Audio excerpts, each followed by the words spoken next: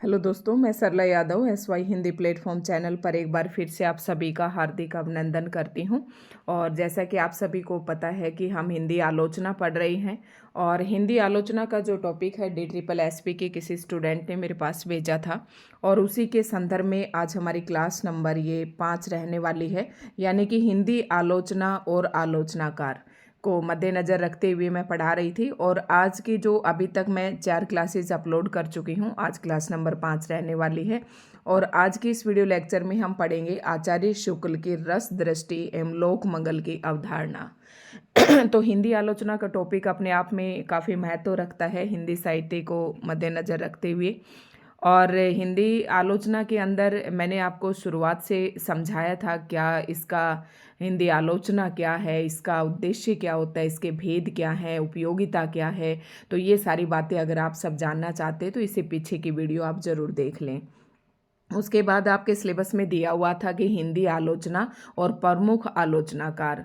तो प्रमुख आलोचनाकार में जिसका नाम आता है हिंदी साहित्य के अंदर तो वो हैं आचार्य रामचंद्र शुक्ल जी, रामविलास शर्मा, नंद दुलारी वाजपेयी जी। तो इन सभी को हम एक एक करके पढ़ेंगे। और मैं आचार्य रामचंद्र शुक्ल जी पढ़ा रही थी तो आचार्य रामचंद्र शुक्ल जी की मैंने सारी आलोचनात्मक रचनाएं भी लिखवा दी थी, उनसे संबंधित जो महत्वपूर्ण तथ्य थे वो भी बता दिए हैं। और आज आचार्य रामचंद्र शुक्ल जी की अंतिम क्लास है। उसके बाद हम नंद दुलारी वाजपेयी जी को पढ़ेंगे और वहां से प्रश्न हिंदी आलोचना में मतलब रामविलास, नंद दुलारी वाजपेयी जी, रामचंद्र शुक्ल जी, इनसे एक प्रश्न जरूर पूछ ही लिया जाता है। ठीक है, तो आचार्य रामचंद्र शुक्ल और इनके युगीन जो भी आलोचनाकार थे ये सभी की रचनाएं मैंने आपको लिखवा दी थी और उम्मीद करती हूँ कि आप सभी ने रचनाएं लिख भी ली होंगी और याद भी कर ली होंगे। तो ये अंतिम है। और ये जो टॉपिक है ना, वैसे HPSC असिस्टेंट प्रोफेसर का जो एग्ज़ाम आने वाला है उसके लिए UGC नेट और DSSB यानी कि जहाँ पर भी हिंदी आलोचना जिस किसी भी परीक्षा में पूछी जाती है सभी के लिए आज की वीडियो बहुत ही महत्वपूर्ण रहने वाली है। PGT एस्टेट वाले स्टूडेंट के लिए भी आज की वीडियो महत्वपूर्ण है। तो शुक्ल जी की रस दृष्टि पढ़ेंगे, जैसे कि इन्होंने रस को काफ़ी महत्व दिया और लोक मंगल की एक अवधारणा दी। रामचंद्र शुक्ल जी ये टॉपिक जो है ना सब्जेक्टिव पेपर के लिए खास है, लेकिन जिनका ऑब्जेक्टिव पेपर रहने वाला है उनके पेपर में आचार्य रामचंद्र शुक्ल जी का कोई कथन देकर पूछ लेते हैं और इसमें काफ़ी महत्वपूर्ण कथन थे, इसीलिए मैंने इस टॉपिक को यहाँ पर पढ़ाना उचित समझा। तो इस टॉपिक को आप ज़रूर पढ़ें, वीडियो को आप ज़्यादा से ज़्यादा लाइक एंड शेयर करें। और जो असिस्टेंट प्रोफेसर की तैयारी करना चाहते हैं वो स्टूडेंट अभी से हमारे साथ जुड़ जाएं, हम उनकी भी शुरुआत यहाँ से करेंगे। और जो टॉपिक मैं पढ़ा रही हूँ वो काफ़ी इम्पोर्टेंट है, तो आप नोट्स बनाते रहें। जो ऑब्जेक्टिव के पेपर की तैयारी कर रहे हैं वो स्टूडेंट लोक मंगल की अवधारणा, यहाँ पर आप रस दृष्टि देखेंगे और दूसरी बात हम पढ़ेंगे लोक मंगल की अवधारणा। यानी कि आचार्य रामचंद्र शुक्ल जी ने जो लोक मंगल की अवधारणा दी, यानी कि जो परिभाषा दी, लोक लोक मतलब सभी लोग, सभी संसार के प्राणी, और मंगल का मतलब सभी का भला या आनंद।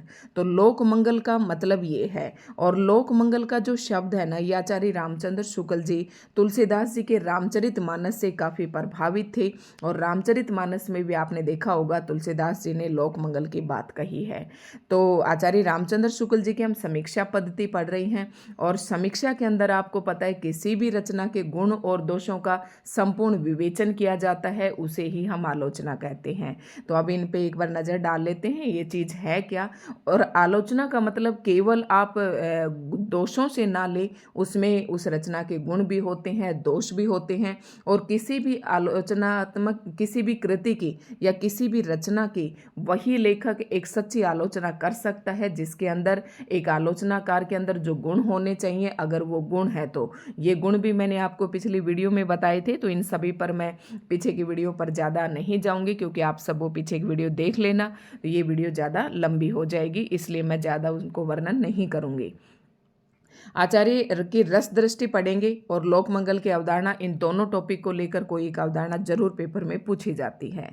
तो शुरुआत करते हैं। आचार्य रामचंद्र शुक्ल रसवादी आलोचक माने जाते हैं। अब आलोचक तो बहुत सारे हैं, जैसे रामचंद्र शुक्ल जी हैं, रामविलास शर्मा है, महावीर प्रसाद द्विवेदी जी भी हैं, श्याम सुंदर दास भी हैं और काफ़ी सारे हैं। लेकिन जो आलोचक हैं उनमें जो रामचंद्र शुक्ल जी हैं ये रसवादी आलोचक माने जाते हैं। वे रस को काव्य का मूल तत्व स्वीकार करते हैं। तो ये आलोचक जो है रसवादी हैं, इसी कारण से ये रस को काव्य का मूल का मतलब जड़, आगे अगर काव्य के अंदर रस नहीं है तो उस काव्य को हम काव्य नहीं कह सकते। तो ऐसी अवधारणा है आचार्य रामचंद्र शुक्ल जी की। रसवाद को वे मानव मन की उदात भावना से जोड़ते हैं। उदात एक शब्द आप उदार भी जानते होंगे, उदार नीति जिसकी होती है ना। तो उदात शब्द भी कुछ इसी प्रकार का है, आप इसका अर्थ इस प्रकार से ले सकते हैं। रसवाद को वे मानव मन की उदात भावना है, ये उदार शब्द से आप मीनिंग लेकर इस शब्द का मीनिंग ले सकते हैं। उदात एक भाव भी पढ़े थे जो रसों से संबंधित है, तो उदात भावना से जोड़ते हैं। ठीक है, भाव और रस आपस में जुड़े हुए होते हैं, कुछ स्थायी भाव होते हैं जिससे रस की निष्पत्ति होती है। तो यहाँ पर भी उदात भाव है जिसमें मानव मन की उस उदात भावना से ये जोड़ते हैं रसवाद को। ठीक है, तो समझ गए होंगे, क्लियर भी हो गया होगा। और कविता में रस की अनिवार्यता को स्वीकार करते हुए वे कविता की परिभाषा निम्न शब्दों में देते हैं। मतलब क्या है कि आचार्य रामचंद्र शुक्ल जी रस की अनिवार्यता मानते हैं, मतलब आवश्यक है कि रस के अंदर रस को आप कविता से अलग नहीं कर सकते। फिर उन्होंने रस को मद्देनजर रखते हुए और रस को एक अनिवार्य रूप मानते हुए कविता की क्या परिभाषा देते हैं आचार्य रामचंद्र शुक्ल जी। और ये जो दो पंक्तियां आपको स्क्रीन पर दिखाई दे रही हैं, ये एक बार नहीं अनेकों बार परीक्षा में पूछी जाती हैं। तो याद रखना इस पंक्ति को, और ये पंक्ति देकर आपसे पूछ लेंगे कि ये कथन किसका है। जिस प्रकार आत्मा की मुक्त अवस्था ज्ञान दशा कहलाती है, मतलब आत्मा की मुक्त अवस्था मतलब मुक्त और अवस्था, यानी कि जब आत्मा किस अवस्था में मुक्त हो जाती है। वैसे तो आप सभी को पता है कि हम सामाजिक प्राणी हैं, हम संसार में रहते हैं और किसी न किसी बंधन में बंधे रहते हैं। कोई भाई माया के बंधन में है, कोई पुत्र के बंधन में है, तो कोई किसी प्रकार का बंधन, किसी न किसी रिश्तों के बंधन में हम लोग बंधे ही रहते हैं। तो यहाँ पर आचार्य रामचंद्र शुक्ल जी कहते हैं कि जब आत्मा की मुक्त अवस्था ज्ञान दशा कहलाती है, कि जब व्यक्ति को ज्ञान हो जाता है तो उसकी आत्मा जो है मुक्त हो जाती है। व्यक्ति को जब ज्ञान हो जाएगा तो वो मोह माया बंधन से छूट जाएगा और उसकी आत्मा की क्या हो जाएगी, मुक्ति हो जाएगी। तो जिस प्रकार आत्मा की मुक्त अवस्था ज्ञान दशा कहलाती है, उसी प्रकार हृदय की मुक्त अवस्था रस दशा कहलाती है। यानी कि आत्मा कब मुक्त होती है, जब मनुष्य को ज्ञान हो जाता है, और हृदय कब मुक्त होता है, जब मनुष्य को रस की प्राप्ति होती है, जब मनुष्य रस दशा में पहुंच जाता है, यानी कि रस को प्राप्त कर लेता है, जब उसका हृदय आनंद से गौरवान्वित हो जाता है। तो हृदय की मुक्त अवस्था किसको कहा है, रस दशा को कहा है। तो ये दो पंक्ति आप याद रखना कि आत्मा की मुक्त अवस्था ज्ञान दशा है और हृदय की मुक्त अवस्था रस दशा कहलाती है। और ये कथन है किसका, आचार्य रामचंद्र शुक्ल जी का।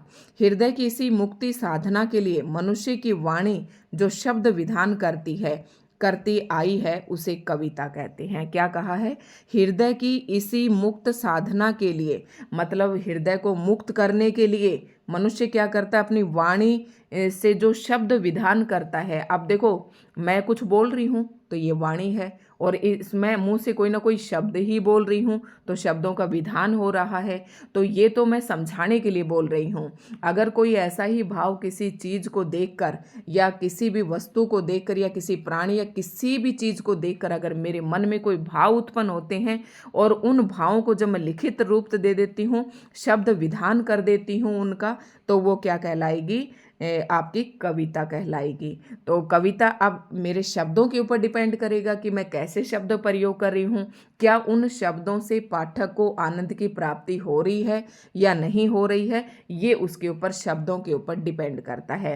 तो आचार्य रामचंद्र शुक्ल जी का यही कहना है कि शब्द ऐसे होने चाहिए जिसमें रस हो, यानी कि शब्दों का जो विधान किसी कवि के द्वारा किया जाता है वो रस से परिपूर्ण होने चाहिए, तभी हृदय की क्या होती है, मुक्त अवस्था में पहुंचता है।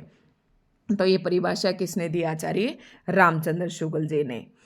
स्वार्थ के संकुचित घेरे से उठा हुआ हृदय ही मुक्त अवस्था में पहुंच जाता है।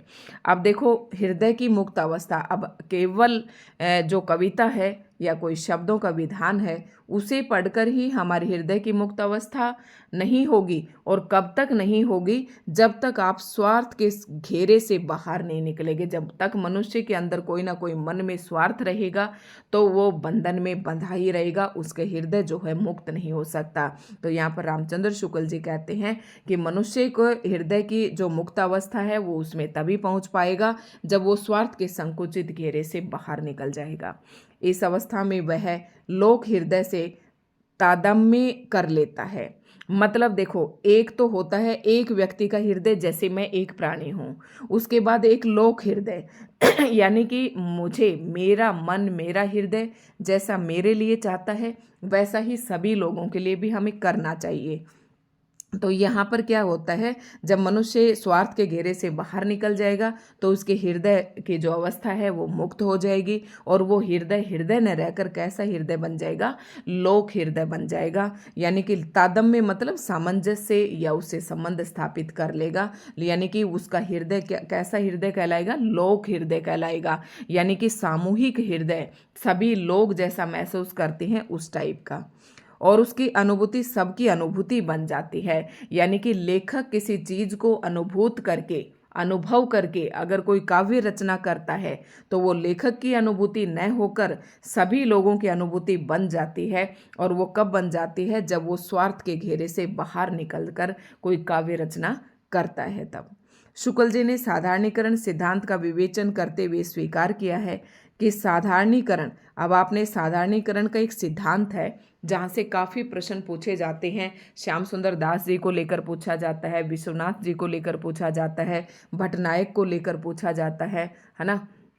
इसी प्रकार से जो आचार्य रामचंद्र शुक्ल जी हैं उन्होंने भी साधारणीकरण के सिद्धांत का विवेचन किया और एक परिभाषा दी। क्या दी कि साधारणीकरण आलंबनत्व धर्म का होता है।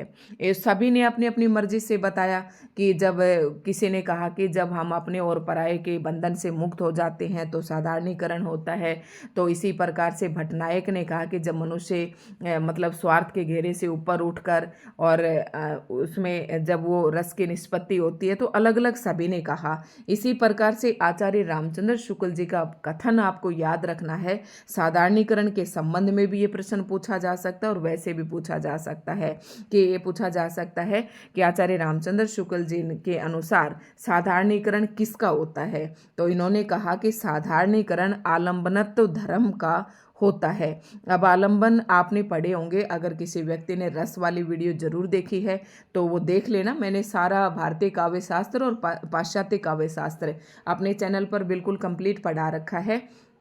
जो भी स्टूडेंट एचपीएससी असिस्टेंट प्रोफेसर की तैयारी करना चाहते हैं वो भी पढ़ सकते हैं, और बिल्कुल सब्जेक्टिव तरीके से मैंने पढ़ा रखा है। तो जब रस वाली वीडियो पढ़ाई थी तो मैंने बताए थे कि दो शब्द होते हैं, एक आलंबन होता है और दूसरा उद्दीपक होता है। जैसे मैं आलंबन, मैं आश्रय हूँ, और किसी उसको मेरे सामने कोई भिखारी है, कोई भीख मांग रहा है या कोई लड़ाई हो रही है, या किसी भी चीज़ को देखकर मेरे मन में जो है ना वो उद्दीपन कहलाएगा। जिसको मैं देखकर मेरे मन में कोई भाव उत्पन्न होगा, मतलब कोई रस की उत्पत्ति होगी, तो वो उद्दीपन होगा, और जिसके मन में होगा वो आलंबन होता है। आश्रय की जो चेष्टाएं होती हैं ना वो इसके अंदर आलंबन के अंदर आ जाती हैं। तो साधारणीकरण आलंबनत्व धर्म का होता है, ये कथन कहा किसने, शुक्ल जी ने। तो ये ना अपने आप में एक अच्छा खासा टॉपिक है, उसको रस में आप पढ़ लेना। काव्य में वर्णित आलंबन सबके हृदय में वही अनुभूति जगाता है जो आश्रय के हृदय में उत्पन्न हो रही है। समझ गए ना, यही बात मैंने अभी कहा है। आश्रय कौन होता है? जिसके मन में, जिसके हृदय में रस की उत्पत्ति होती है, वो आश्रय होता है। ठीक है। और शुक्ल जी की आलोचना पद्धति में, अब ये तो थी रस के बारे में, तो रस का तो आपको एक ही ये पॉइंट याद रखना है, साधारणीकरण किसका होता है? आलंबनत्व धर्म का होता है। और एक ऊपर मैंने परिभाषा कथन बताई थी आचार्य रामचंद्र शुक्ल जी की, तो इस कथन को भी आपको याद रखना है रस के संदर्भ में। अब आती है बात किसकी? कि लोक मंगल। इन्होंने, हम दो ही टॉपिक पढ़ रहे हैं इस टॉपिक के अंदर, लोक मंगल और रस दृष्टि किसके अनुसार? आचार्य रामचंद्र शुक्ल जी के अनुसार। तो शुक्ल जी की जो आलोचना पद्धति में लोक मंगल का भी विशेष स्थान है। कविता मनुष्य के हृदय स्वार्थ के संकुचित मंडल से ऊपर उठाकर लोक सामान्य भावभूति पर प्रतिष्ठित करती है। लोक के साथ तादम्य होने पर लोक मंगल का विधान तो अनिवार्य ही है। अब आप यहाँ से ध्यान से देखना कि एक विशेष व्यक्ति से ऊपर उठकर जब सभी लोगों के लिए एक जैसी भावना आती है तो वो लोक शब्द कहलाता है। ठीक है। तो शुक्ल जी की आलोचना पद्धति में लोक मंगल का भी विशेष में, हम आलोचना पद्धति पढ़ रही हैं आचार्य रामचंद्र शुक्ल जी की, ध्यान रखना। तो उसमें हमने रस दृष्टि को पढ़ा और अब पढ़ रहे हैं लोक मंगल की अवधारणा को।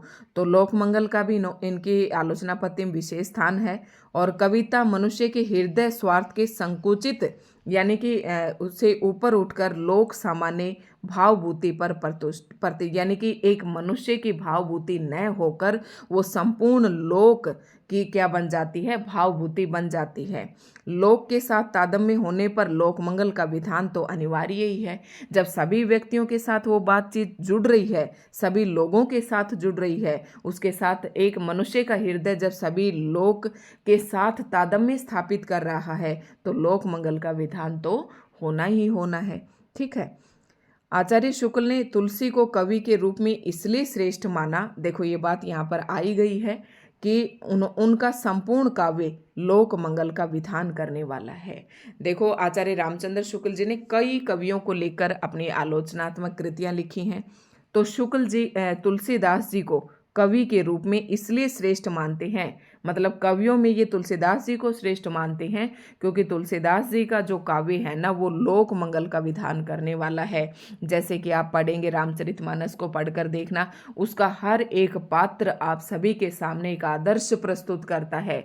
अगर हमारे समाज का हर एक इंसान राम की तरह हो जाए, भाई के रूप में लक्ष्मण की तरह हो जाए, पत्नी के रूप में सीता की तरह हो जाए, तो लोक मंगल ही मंगल होगा। समझ गए होंगे। बहुत ही आसान शब्दों में मैंने इस बात को बताने का प्रयास किया है।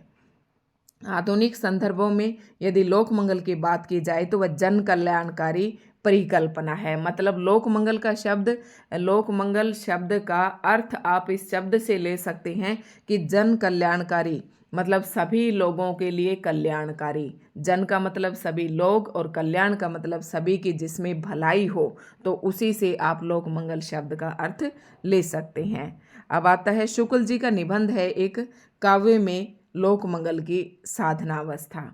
उनकी लोक एक निबंध है इनका, ये रचना आपसे कई बार पेपर में पूछी जा सकती है, काव्य में लोक मंगल की साधनावस्था। तो ये निबंध किसका है? आचार्य रामचंद्र शुक्ल जी का है। तो उनकी लोक मंगलकारी भावना पर पर्याप्त प्रकाश डालता है। लोक मंगल की साधना तभी हो सकती है, लोक मंगल की साधना का मतलब सभी लोगों का कल्याण तभी हो सकता है जब अन्याय, अत्याचार, अनाचार आदि के निराकरण हेतु प्रयास किए जाएं।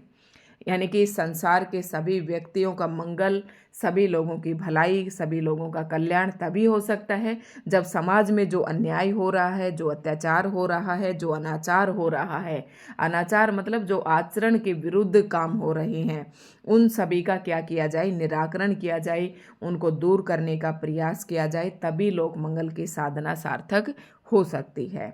शुक्ल जी नैतिकतावादी समीक्षक थे और मानव मूल्यों को केंद्र में रखकर आलोचना करते थे। नैतिकता ये शब्द देखने में एक बहुत ही छोटा शब्द है, लेकिन नैतिकता के अंदर काफ़ी सारी चीज़ें समाहित होती हैं। शुक्ल जी नैतिकतावादी समीक्षक भी थे। अभी थोड़ी देर पहले हमने पढ़ा था कि वो रसवादी समीक्षक हैं, लेकिन साथ में एक नैतिकतावादी समीक्षक भी हैं। जब हर व्यक्ति अपने नैतिक मूल्यों का पालन करेगा। तो नैतिक मूल्य क्या होते हैं? अपने से बड़ों का आदर करना, आदर सत्कार करना, है ना, सभी लोगों के दया दिखाना, करुणा का भाव होना और अच्छा आचरण, ईमानदारी, अनुशासन, ये सभी चीज़ें किसके अंदर आ जाती हैं? नैतिकता के अंदर आ जाते हैं। अगर मनुष्य इन सभी मानव मूल्यों को केंद्र में रख नहीं इनको सभी मानव मूल्यों का पालन करे तो नैतिकता अपने आप आ जाएगी, और नैतिकता जब समाज के अंदर आ जाएगी तो समाज का विकास अच्छे ही रूप में होगा। तो यहाँ पर आचार्य रामचंद्र शुक्ल जी क्या कहना चाहते हैं? एक नैतिकतावादी समीक्षक थे और मानव मूल्यों को केंद्र में रखकर इन्होंने क्या करी? आलोचना करते हैं। निश्चय ही शुक्ल जी हिंदी के एक ऐसे समर्थ समालोचक थे जिनकी आलोचना में रस दृष्टि एवं लोक मंगल का अद्भुत समन्वय दिखाई पड़ता है। मतलब लोक मंगल एवं रस दृष्टि दोनों का मिलन इनके जो है आलोचनात्मक रचनाओं में दिखाई पड़ता है। तो एक छोटा सा टॉपिक था, काफ़ी अच्छे से मैंने इसे समझाने की कोशिश की है। और अब हम अगला टॉपिक लेकर आएंगे आचार्य नंद दुलारे वाजपेयी, जिन्हें सौष्ठववादी आलोचना के रूप में ये जाने जाते हैं। दिखने को आपको एक ये हेडिंग सा दिखाई दे रहा है, लेकिन सीधे तौर पर एक प्रश्न पूछ लिया जाता है कि आचार्य नंद दुलारे वाजपेयी जी किस प्रकार के आलोचक हैं, तो उनका आंसर होगा सौष्ठववादी। जैसे कि अभी हमने आचार्य रामचंद्र शुक्ल जी को पढ़ा कि नैतिकतावादी आलोचनाकार हैं, नैतिकतावादी, और दूसरा ये रसवादी आलोचक हैं, लोकमंगल की अवधारणा कही है। तो ये सारे पॉइंट्स आपको याद हो गए होंगे। तो नेक्स्ट वीडियो में हम नंद दुलारे वाजपेयी जी को पढ़ेंगे।